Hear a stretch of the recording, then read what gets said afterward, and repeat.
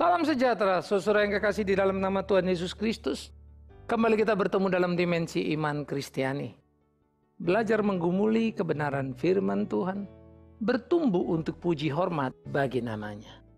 Seberapa tajam ucapan Yesus pada para orang-orang zamannya, menjadi pemikiran serius supaya kita semakin mengenal Yesus Kristus Tuhan kita. Namun sebelum kita kembali untuk menggali merenungkan bagian ini, mari kita berdoa. Kami bersyukur, kami berterima kasih ya Tuhan untuk waktu indah yang Tuhan berikan. Tolong pimpin kami di perenungan agar terus mampu memahami kebenaran. Demi Kristus Yesus Tuhan kami berdoa. Amin. Saudara-saudara, kitab Injil Matius pasal 23, kitab Injil Matius 23 ayat 27 sampai 32. Matius 23, 27 sampai 32 demikian firman Tuhan. Celakalah kamu ahli-ahli Taurat dan orang-orang Farisi, hai kamu orang munafik, sebab kamu sama seperti kuburan yang dilabur putih, yang sebelah luarnya memang bersih tampaknya, tetapi yang sebelah dalamnya penuh tulang belulang dan pelbagai jenis kotoran. Demikian jugalah kamu di sebelah luar kamu tampak benar di mata orang, tetapi di sebelah dalam kamu penuh kemunafikan dan kedurjanaan. Celakalah kamu hai ahli-ahli Taurat dan orang-orang Farisi, hai kamu orang-orang munafik, sebab kamu membangun makam nabi-nabi dan memperindah tugu orang saleh, dan berkata, jika kami hidup di zaman nenek moyang kita, tentu kami tidak ikut dengan mereka dalam pembunuhan nabi-nabi itu. Tetapi dengan demikian kamu bersaksi terhadap diri kamu sendiri bahwa kamu adalah keturunan pembunuh para nabi-nabi itu. Jadi penuhilah juga takaran nenek moyangmu. Wow. Saudara, bagaimana Yesus memandang para ahli Taurat, para imam yang notabene menjadi pemimpin resmi dalam keagamaan? Mengkritisi mereka dengan tajam dan tidak memilih kalimat-kalimat yang menurut kita santun begitu. Kalimat Yesus direct. Kita akan berkata kalimat itu terlalu keras dan tidak bijak. Saudara, bijak seringkali bagi kita dalam memoles dosa. Tapi kebenaran yang diungkapkan pasti kita tidak suka. Maka bijak adalah apa yang bisa memenuhi rasa. Sehingga orang salah pun tidak perlu merasa terlalu salah. Tapi dia tahu dia salah. Cukup, sudah. Kira-kira begitu. Nah, ini menjadi sesuatu yang menyedihkan memang di dalam perjalanan gereja Tuhan. Ini menjadi sesuatu yang berbahaya kalau kita tumbuh kembangkan. Oleh karena itu, pentinglah bagi kita mempelajari apa yang dikatakan oleh Matius. Celakalah kamu ahli Taurat dan orang-orang Farisi, kamu orang munafik. Kenapa? Pertama, dia menyebut ahli Taurat, dia menyebut orang Farisi sebagai orang munafik. Itu mengerikan. Munafik adalah luar bagus, luar tampak benar, tapi dalamnya tidak benar. Sehingga munafik adalah menutup-nutupi originalitas kehidupannya. Munafik adalah menutup-nutupi fakta kebusukannya. Maka tidak heran kemudian kalau Yesus menghantam mereka, menghardik mereka sebagai orang munafik. Yang tiap sabat ngomong khotbah, yang tiap sabat ngomong benar, yang tiap sabat mengulas khotbah, yang tiap saat memberi pengajaran, tetapi juga sekaligus yang membuat pelanggaran. Khotbah iya, lawang imam kok. Melakukan korban penebusan dosa, iya, lawang iman kok. Tapi hidupnya benar, enggak kacau. Nah, inilah menjadi pergumulan serius kita, saudaraku. Bagaimana kita belajar untuk mengerti apa yang Yesus ucapkan. Maka dikatakan, kalian ini sama seperti kuburan yang dilabur putih.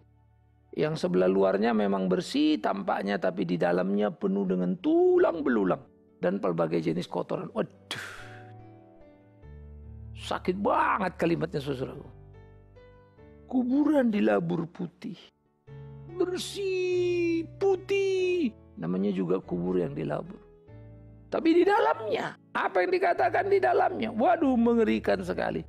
Di dalamnya tulang belulang dan berbagai jenis kotoran. Artinya, berbeda kontras dengan apa yang di luar. Putih bersih, tulang belulang, tidak ada kehidupannya. Tulang belulang, kacau semuanya. Kotoran, pecahan-pecahan dari sana yang tidak ada nilainya.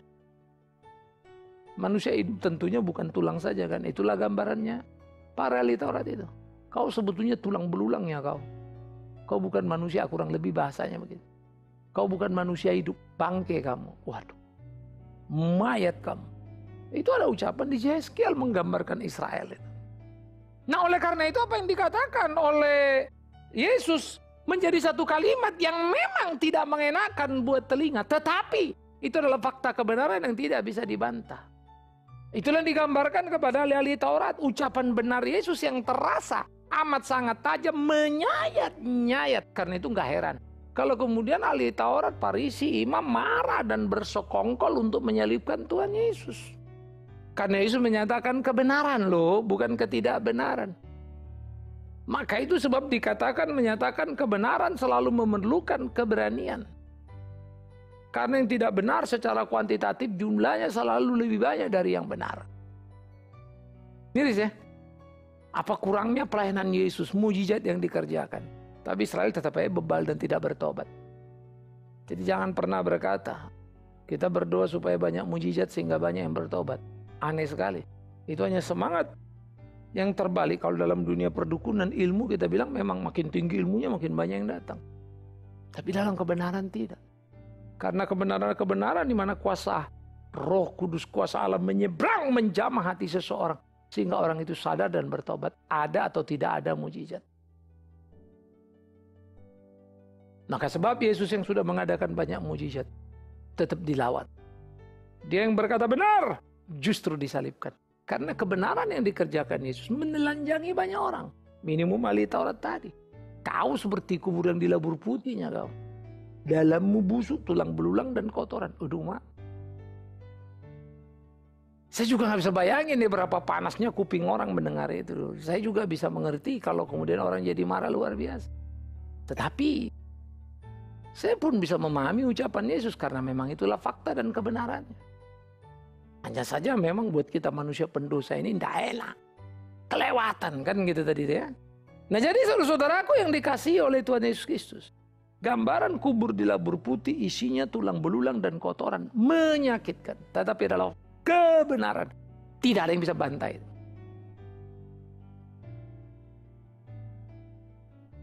Dan orang Yahudi pun gak bisa bantah. Itu fakta. Mereka mau bilang apa? Tapi hati sakit. Itu pasti. Ingin membunuh. Kalau bisa hari itu. Maka mereka selalu mencari jalan untuk bagaimana membunuh Yesus. Karena Yesus selalu ngomong benar. Tapi ingat tadi ya. Sebetulnya ucapan Yesus tidak tajam. Yang jadi masalah sikap hati yang bengkok. Yang gak benar. Maka tajam sekali kedengarannya. Yesus betul karena menusuk ke dalam hati. Dan mereka tidak suka kalau ditelanjangi. Kalau nggak ada Yesus kan mereka bisa balut hatinya itu dengan perilaku-perilaku rohani. Dengan kalimat-kalimat yang diatur. Dengan image yang dijaga bisa tanpa suci. Karena nggak ada yang bisa tahu isi hati mereka. Kalau Yesus langsung dibakar, dicabik-cabik, ditunjukkan. Busuknya kamu. Nah saudara-saudara, apa yang dikatakan oleh Tuhan Yesus ini sudah jelas mengganggu mereka. Oleh karena itulah dikatakan demikian juga kamu. Di sebelah luar kamu tampak benar di mata orang, tapi di sebelah dalam kamu penuh dengan kemunafikan dan kedurjanaan. Saya nggak tahu tiap hari berapa capeknya para imam dan para Farisi untuk memainkan dua peran dalam hidupnya. Peran satu imam, jadi hidup baik, hidup benar. Pergi ke bait Allah. Jalankan ritual doa dan seterusnya. Lalu menyampaikan khotbah. Tapi satu sisi lagi adalah hidup mereka yang gak benar, yang sesungguh-sungguhnya. Hidup dalam kemunafikan, mengambil keuntungan di tempat ibadah. Memanfaatkan kesusahan orang, menimpakan beban hanya untuk kekayaan pribadinya. Ngeri ya. Sehingga dia bagaimana belajar berusaha untuk selalu bisa mendapatkan apa yang menjadi keinginannya. Tidak peduli siapa yang akan dikorbankan. Tidak peduli apa yang harus dijalan. Peduli hanya satu. Aku dapat apa? Aku punya apa? Saudara-saudara, begitu lupakah mereka pada prinsip kebenaran? Jawabannya ya. Yang mereka ingat hanyalah sebuah keuntungan bagi diri. Karena itulah di depan mereka tampak bagus, di belakang mereka jelek. Yesus menontok. Yesus menohok. Yesus mencabik-cabik. Munafik. Kata yang paling tidak enak. Dua muka. Itu bahasa sengitnya. Atau mungkin saking munafiknya 10 muka ya. Tapi nggak tahu lagi mana muka yang sesungguh-sungguhnya. Celakalah kamu hai ahli-ahli Taurat dan orang-orang Farisi. Hai orang munafik, karena kamu membangun makam Nabi, memperindah tugu-tugu orang saleh, dan berkata kalau kami hidup pasti nggak dibunuh. Ini menarik. Menunjukkan masa lampau, saudara-saudara. Apa yang terjadi? Banyak nabi dibunuh, dianiaya. Nabi apa? Ya nabi di Israel, ya nabi di Yahudi, ya asli orang Yahudi Israel. Siapa yang membunuh?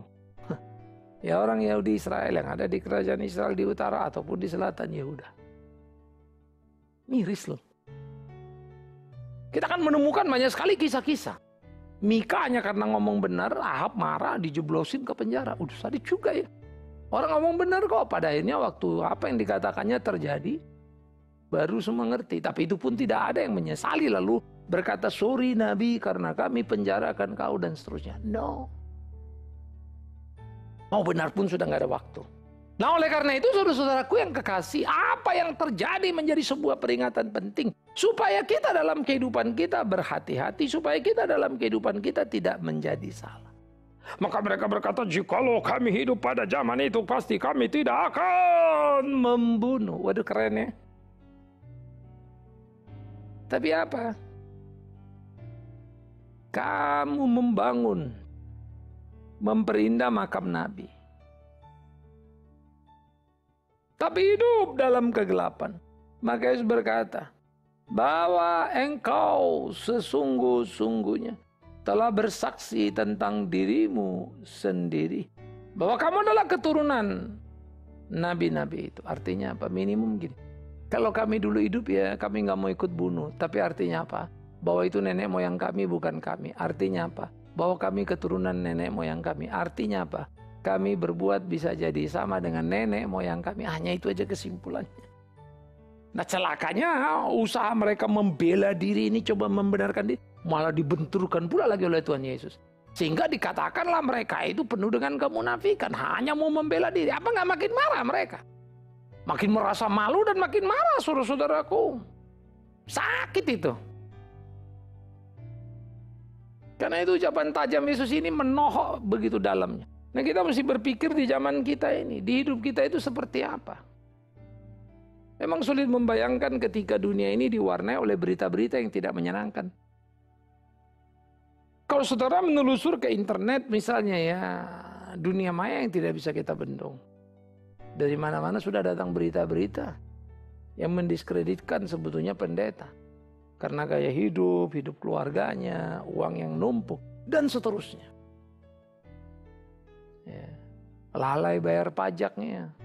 Yang notabene itu dilindungi oleh undang-undang negara. Banyak orang yang dalam situasi itu.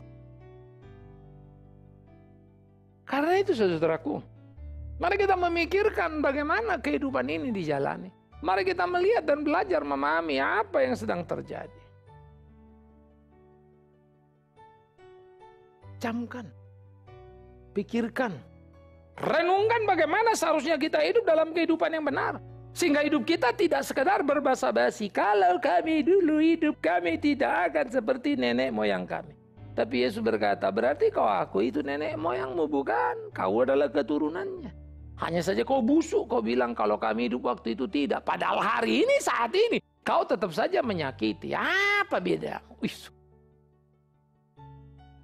Seelangnya kuping itu habis disobek-sobek udah itu. Bukan dicolok-colok lagi, saudara. Hari ini kau mengatakan kau garis keturunannya. Dan kau bilang kau tidak mau membunuh. Hari ini yang kau sudah melakukannya. Kok bisa ya? Tajam sekali ya kalimat Tuhan Yesus. Tapi memang itulah. Yang seperti saya berarti bola balik bilang kebenaran itu memang menyakitkan dan tak pernah mengenakan. Itu kebenaran. Nah oleh karena itu saudara-saudaraku yang dikasihi oleh Tuhan Yesus Kristus. Alkitab mengatakan, biarlah engkau memenuhi takaran nenek moyangmu. Dia sudah jahat. Dia membunuh. Dia menghabisi nabi yang benar. Biarkan takaran itu ada padamu. Artinya apa? Kau pun sama dengan dia. Kau pun jahat. Kau pun membunuh dengan tidak benar. Maka itu akan menjadi hukumanmu. Wah. Akan jadi hukumanmu. Itulah kau. Itu sebab saya pikir ya perlu sekali orang Kristen berhati-hati di dalam hidupnya dan bagaimana menjalani hari-harinya. Berapa pentingnya orang Kristen itu jujur dalam hidupnya. Jangan rasa hebat karena satu peristiwa terjadi. Beberapa waktu kemarin ini saudara, ketika ada pesawat Surabaya Singapura itu jatuh, ada orang mengklaim ada mujizat terjadi pada dirinya. Karena Tuhan menyelamatkan dia. Mestinya berangkat, nggak jadi berangkat. Walaupun cerita itu kadang dilebihkan. Sudah sampai airport lalu nggak jadi. Padahal memang sudah cancel sebelumnya. Tetapi yang menjadi menarik juga adalah bahwa tidak lama lagi sesudah itu di Taipei juga terjadi pesawat jatuh dan menelan korban. Pilotnya seorang Taiwan dan disebut sebagai pahlawan. Karena sebetulnya dari antara bukit bangunan tinggi dia begini sampai jatuh di sungai. 40 orang mati. Tapi ada orang yang mati hanya karena dia pindah tempat duduk. Terhindar dari mati. Karena pindah tempat duduk dia posisi lebih safe, malah dia nggak mati. Nggak semua Kristen. Miris ya. Kalau orang Kristen mengklaim hanya orang Kristen yang bisa hidup selamat, memalukan bukan? Nyatanya enggak tuh. Tetapi yang menjadi penting, selamat atau tidak selamat dari sebuah perjalanan pesawat, hidup atau mati, bukan itu. Tapi yang paling penting, hidup untuk siapa? Mati dengan apa? Kalau aku mati dengan Kristus, hidup indah itu. Maka hiduplah aku dengan Kristus. Tidak penting matinya, tidak penting cara matinya. Karena itu cuma cara mati. Saya suka berkata, nabi-nabi potong digergaji. Dibuang ke laut. Dibakar. Mengerikan itu matinya saudara-saudaraku. Tetapi bagaimana mereka hidup benar dan berjalan di dalam kebenaran. Itulah yang menjadi penting. Dan bagaimana orang-orang Israel menunjukkan kualifikasi yang salah. Itulah yang mengerikan. Nah jangan kita jadi gereja yang seperti itu. Yang penuh dengan kemunafikan seperti kuburan yang dilabur putih. Tapi dalamnya busuk. Menyebut kasih dan kuasa Allah. Menyebut hakikat kebenaran firman Allah. Tetapi tidak berjalan di sana. Penuh dengan kepalsuan. Jadi saya pikir ini yang penting untuk kita renungkan. Gimana ya menjalani hidup ini? Gimana ya melakukannya? Supaya hidup kita itu menjadi hidup yang berkenan pada Tuhan. Hidup yang menyenangkan hati Tuhan. Nah ini menjadi menarik. Ya. Orang munafik kadang-kadang seperti orang bodoh ya. Saya pikir-pikir ya. Kok ya orang munafik itu pikir bisa membohongi Tuhan. Bagaimana? Kan lucu ya. Kan Tuhan gak bisa dibohongi ya. Jadi orang-orang kalau bilang ke gereja Tuhan tidak bisa didustai. Tapi mendustai juga kan sebetulnya lucu. Jadi seperti anak-anak. Anak-anak itu begini, kalau dia main umpet-umpetan, kita rumah kecil, dia ngumpetnya di mana? Masuk lemari kalau dia muat, atau dia ke tempat tidur yang lebih lucunya. Dia tidur di bawah selimut. Saya ingat betul kalau dulu waktu anak-anak saya masih kecil, ya belum sekolah, jadi bermain-main begitu ya. Main umpet-umpetan, saya kasih mereka ngumpet. Lalu mereka ngumpet. Tanya di mana ya, di mana? Ih, ketawa dia di bawah selimut. Gak kelihatan katanya. Kan lucu, saya sih tahu di dalam selimut itu. Tapi saya pura-pura nanya di mana ya. Ih, ketawa-ketawa dia, nggak kelihatan. Saudara coba pikirkan, kenapa dia seperti itu? Ini namanya anak-anak. Memang dia nggak kelihatan karena dia nggak bisa ngelihat dari balik tempat tidur. Tapi bukan berarti kita nggak tahu dia di situ, bukan. Tapi dia merasa dia bisa ngumpet. Dia merasa dia hebat. Dia merasa dia nggak kelihatan. Ya, namanya sebagai orang tua ya, kita perlama terus cari, aduh di mana ya, aduh papa susah nih, aduh kok nggak ketemu ya kan gitu ya. Wah, anak-anak tuh seneng cekikikan sampai dia keluar dari tempat dari selimut. Aku di sini. Nah lo, dia bangga. Papanya nggak bisa temukan dia. Pada saya yang ingin menyenangkannya. Lalu dia pikir dia hebat. Game itu ada di tangan saya.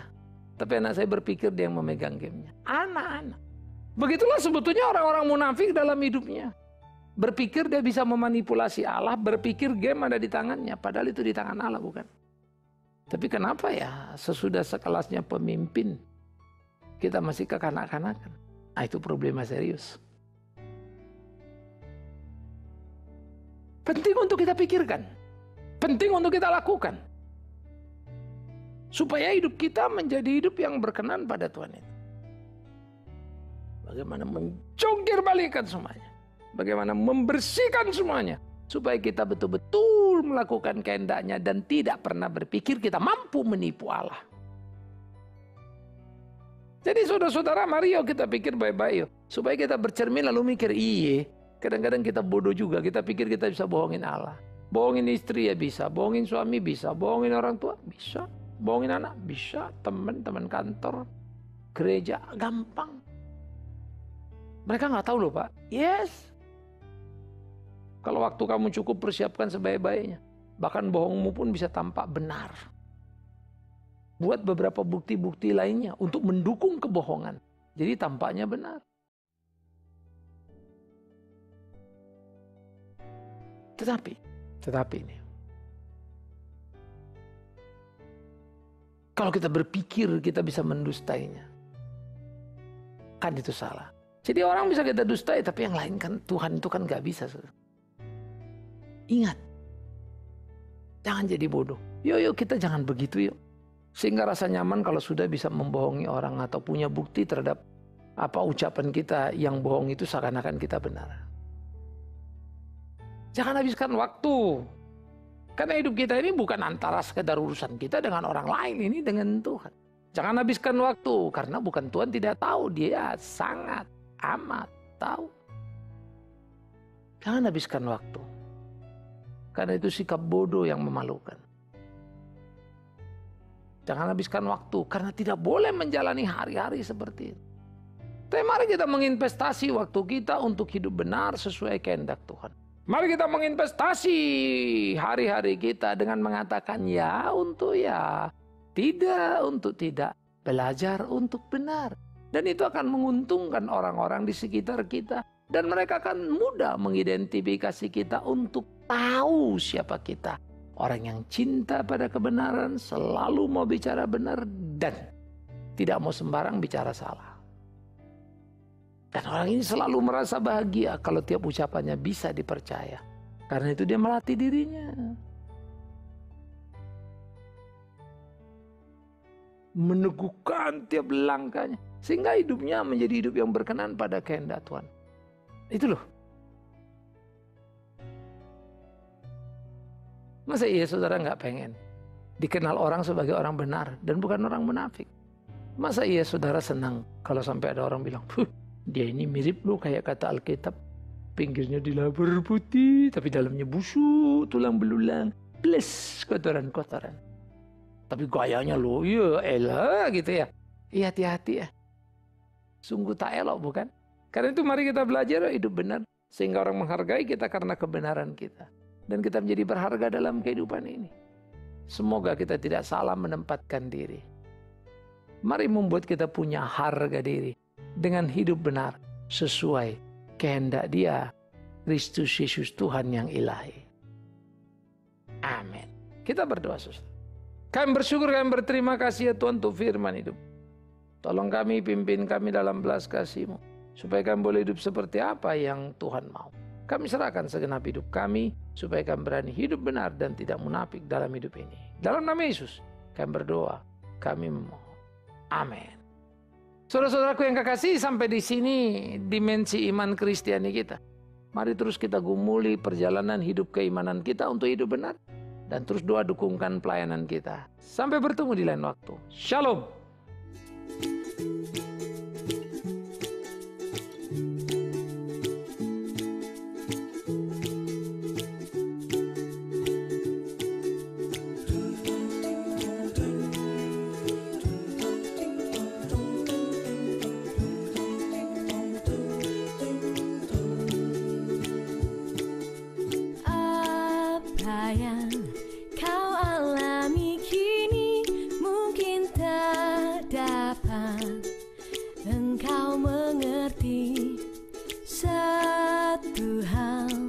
Tanamkan di hati, indah semua yang Tuhan beri.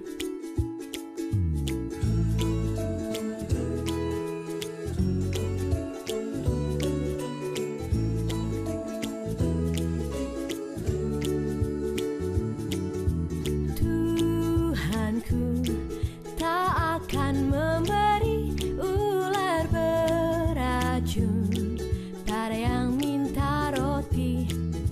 Cobaan yang engkau alami tak melebihi kekuatanmu. Tangan Tuhan sedang merendam suatu karya yang agung mulia. Saatnya kan tiba nanti, kau lihat pelangi kasih-Nya.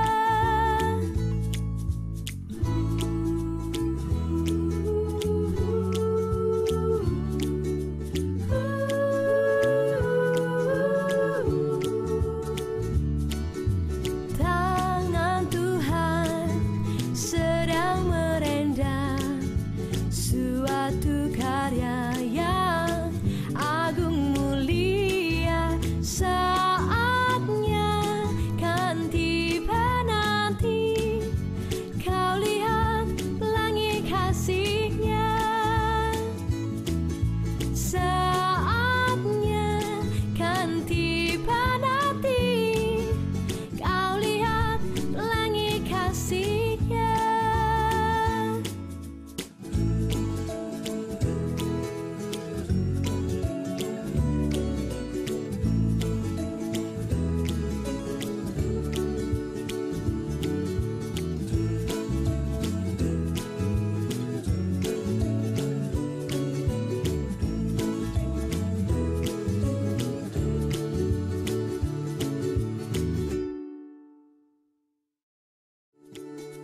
Apa yang kau alami kini mungkin tak dapat engkau mengerti.